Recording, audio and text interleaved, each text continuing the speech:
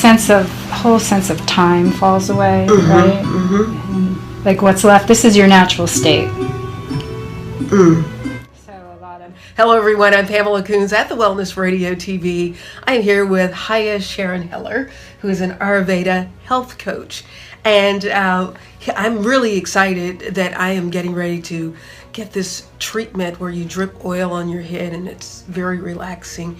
And I am especially excited about it because we are in the season of Thanksgiving, being thankful and gratitude, and a season of giving with Christmas coming up. But it is also the season of stress. And so we're going to talk today about addressing the challenges of stress. Thank you very much for allowing us to come into your space today. Well, thank you so much for coming over and trying on some Shirodhara. Shirodhara. Shiro is head, and Dara is to treat. So we'll be pouring some herbalized oil on your forehead and on your head. So this is a treatment that's part of Ayurveda. It's thousands of years old, and it's a treatment that's wonderful for reducing stress. It helps to nourish the brain, synchronizes brain waves. It increases circulation. It's very integrating and relaxing. So it's purifying yet energizing. And you have a very deep, deep, deep relaxation. It's hard to even explain.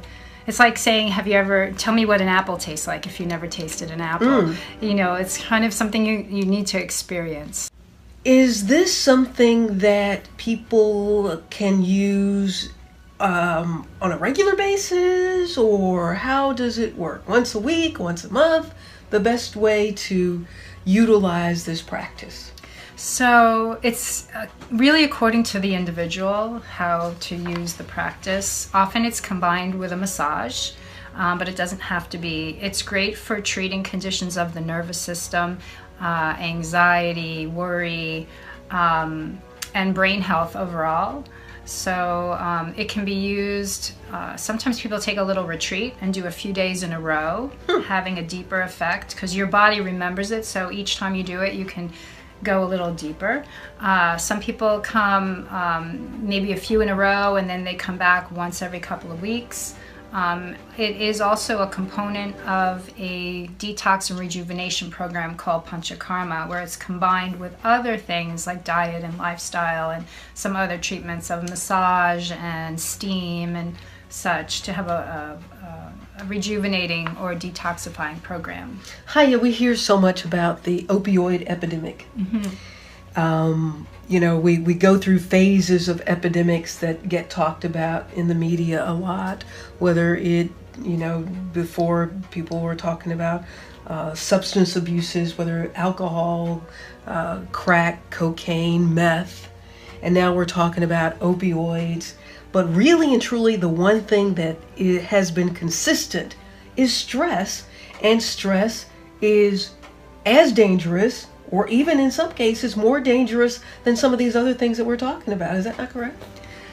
I think we're seeing an epidemic. The UN actually has termed stress a whole health epidemic. The UN has called stress an epidemic. Yes. Wow. Yes. And it's $1 trillion business.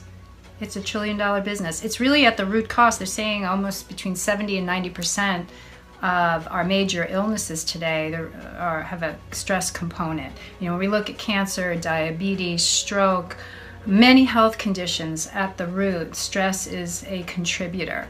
And we're spending so much money on these illnesses and not fully addressing the root of stress. I mean, yes, some people are given medications and such, but we can look also at the root cause, plucking out the root and looking at where some of the stress can come from. Our relationship to things, the nature of things. You know, they're studying that it depends. Everyone's stress reaction is different, so it's according to the individual. Yeah, I was talking to, as a matter of fact, she has, her name's Macarena. She has Casa Micanopy, which is a retreat that you can go to, and she's a retired physician. But said what she noticed when her patients were diagnosed with cancer. how their health picture changed just with finding out that they had cancer. How stress was so detrimental to their bodies, which is why she started her retreat. Isn't that interesting? That your stress may be causing more damage than the actual Well, we can look cancer. at the root cause of stress. What are the stressors? We have a certain amount of things that are natural stressors, and our body has a great mechanism, the fight or flight mechanism, designed to handle stress, and it goes in stages. So in the first stage, it might be something as similar as an ancient story. You walk into a dark room and you see something coiled up on the floor, and you can't tell, if it's the old days, you may think, oh, it's a snake, and you have a whole reaction as if there's a snake. So this is like the fight or flight. You turn on the light and you realize it's just a piece of rope. So we can have these kinds of stress responses to things. Often the light isn't fully on and we're not fully seeing, or we're having a memory of something, or our conditioned patterns or our minds think things should be different than they are, or our responses to things cause us great stress. So there are ways we can shift our relationship and catch it before the stress response becomes more chronic and ongoing. It's not designed to live in that mode day in and day out. So as the voice of the stress gets louder, it's doing more harmful things to our body, our minds, our nervous system, and affecting our relationships, our performance in life. So starting to recognize your stress patterns early on, and then using techniques to relax and reset, this cognitive, they're saying stress can be cognitive. So we use the breathing techniques as well. Your breathing is a feedback loop to your mind, your emotions, and your cognition. So sometimes being able to pause and use some breath and shift your relationship to what's going on.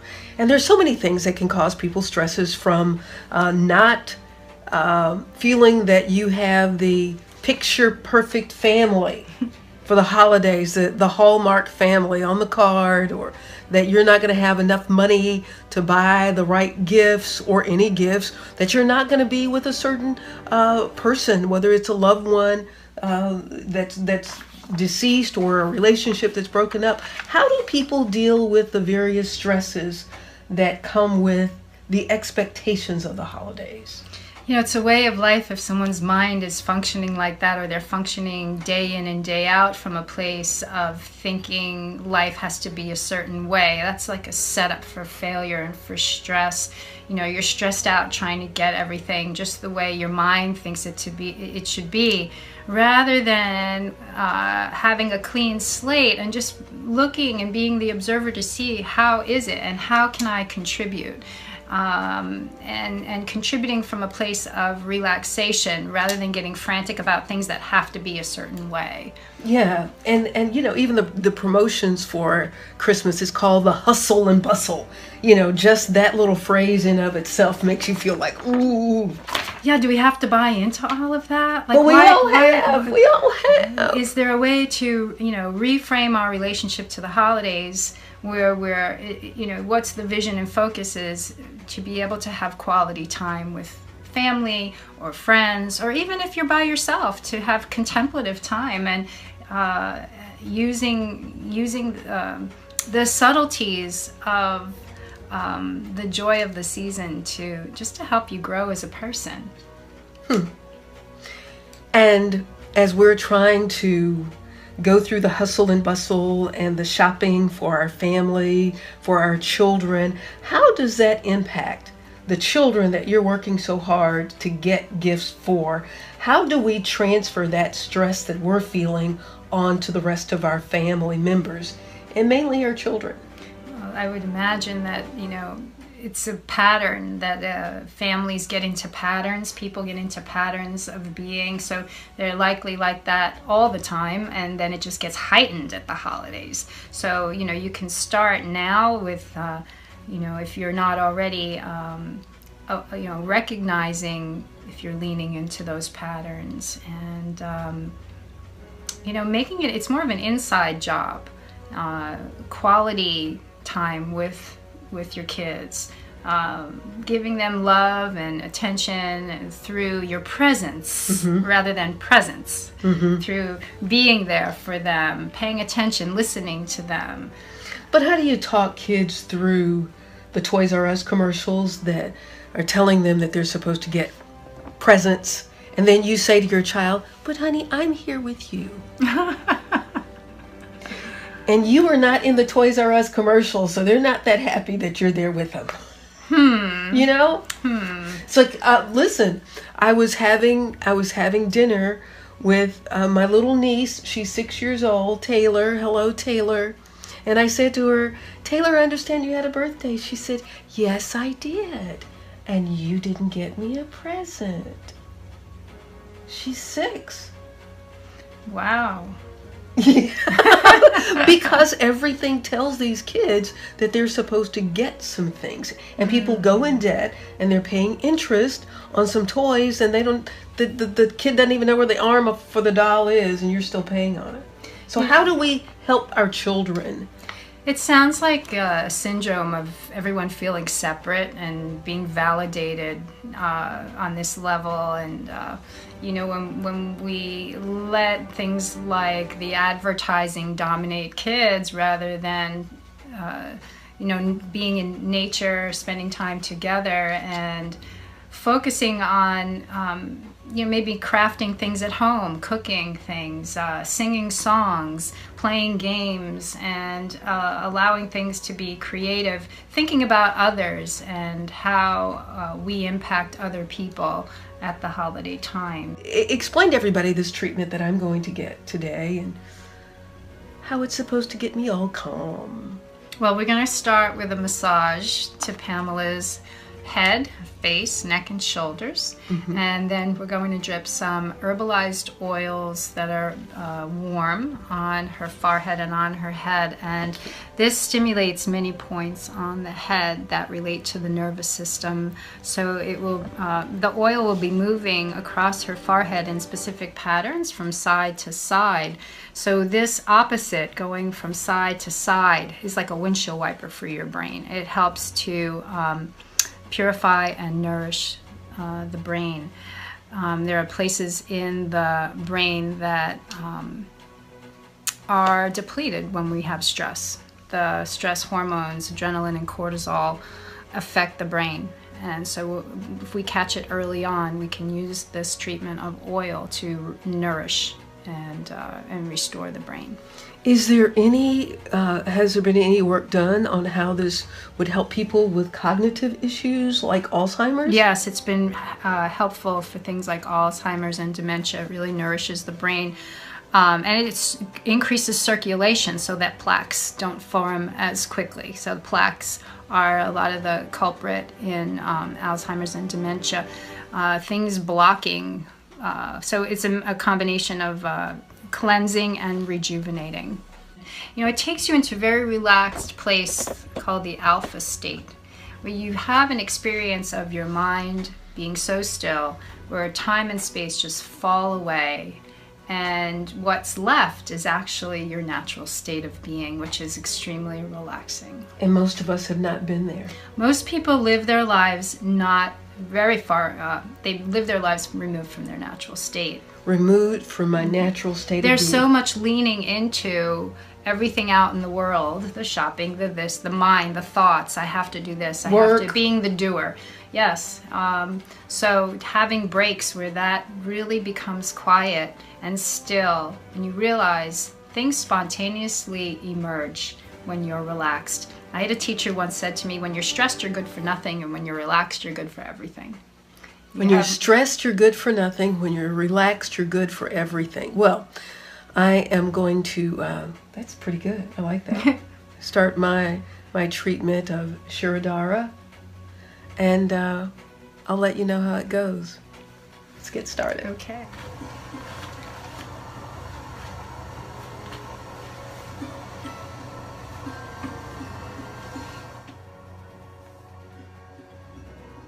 Taking a few breaths in and out.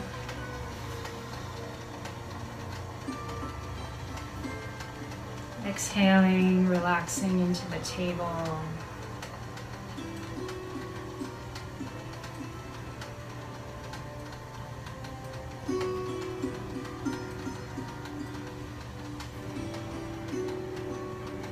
Feel your legs relax, your arms relax.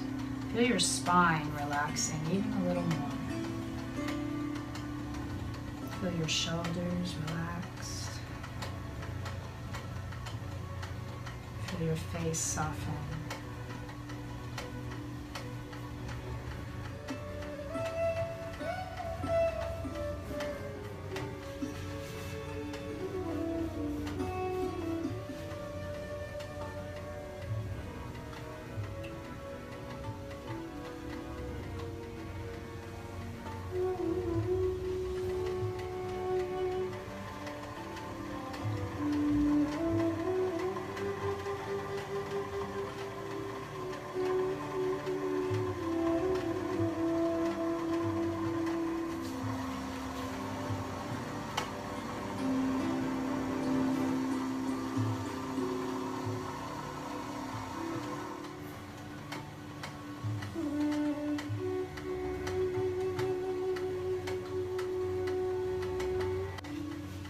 I'm going to cover your eyes.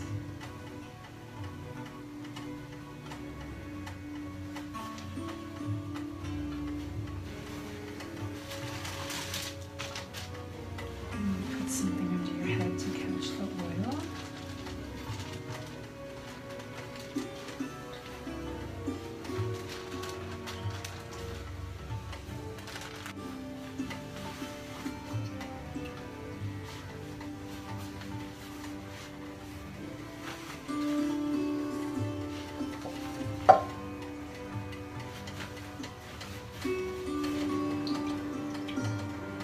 So you're going to begin to feel some warm oil streaming on your forehead. And just breathe into the sensations, allowing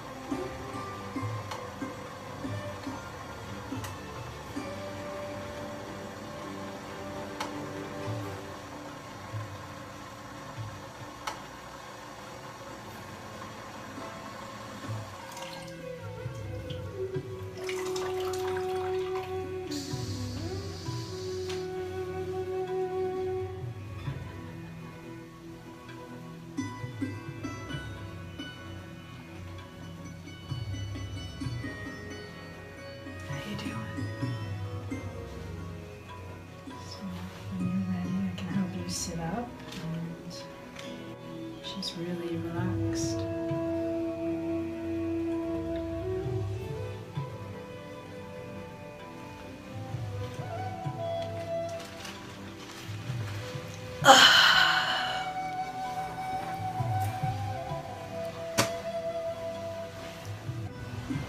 The whole sense of time falls away, right? Like what's left, this is your natural state. So a lot of, when you relax so deeply, it allows you to have an experience of yourself. Your self. Capital S, self. Yeah. How long was it? That was about 25 minutes. Yeah, it seemed much shorter. Oh, that was good. Wow. Can you imagine giving someone this as a gift? Oh, nice gift. Nice gift. So we have the oil. What? Is it So tell. Yeah, it's on. So what is the oil about? So the oil is cleansing and nourishing.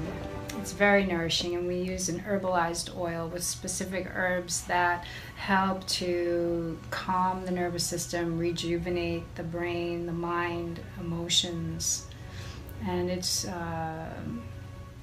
very calming. I mean, you felt a deep sense of calming, right? Having that warm oil streaming on the forehead and moving in patterns across the forehead helps rebalance, synchronize the hemispheres of the brain. That seems pretty deep. For something that's so simple, it's profound, it's subtle, but I think the greatest things in life are subtle. We expect these cacophonies of experiences. We're out there, a lot of people are overstimulating all their senses looking for these grand experiences, and they're actually just, they're fleeting, and when something so subtle of dropping into such a deep state of relaxation is actually giving you such a great sense of awareness of yourself. And people sometimes don't value things that are subtle or gentle. They're looking for bigger thrills, and then, of course, those kinds of things may offer you some opportunity to discover aspects of yourself as well. But it's really good to discover ourselves in a more well-rounded way. Well, I got very, very relaxed. I fell asleep. That's not uncommon. Yeah. You probably needed it. Yeah. And so the more you do it, every time you do this, it can be different. Because you're different every time. And your body knows it now. That was your first time when when it's your first time, you don't know what to expect. There is that little edge because you're not familiar. But once you're familiar with it, your body and your mind gets to know it, you can drop in even quicker to the experience and relax even deeper.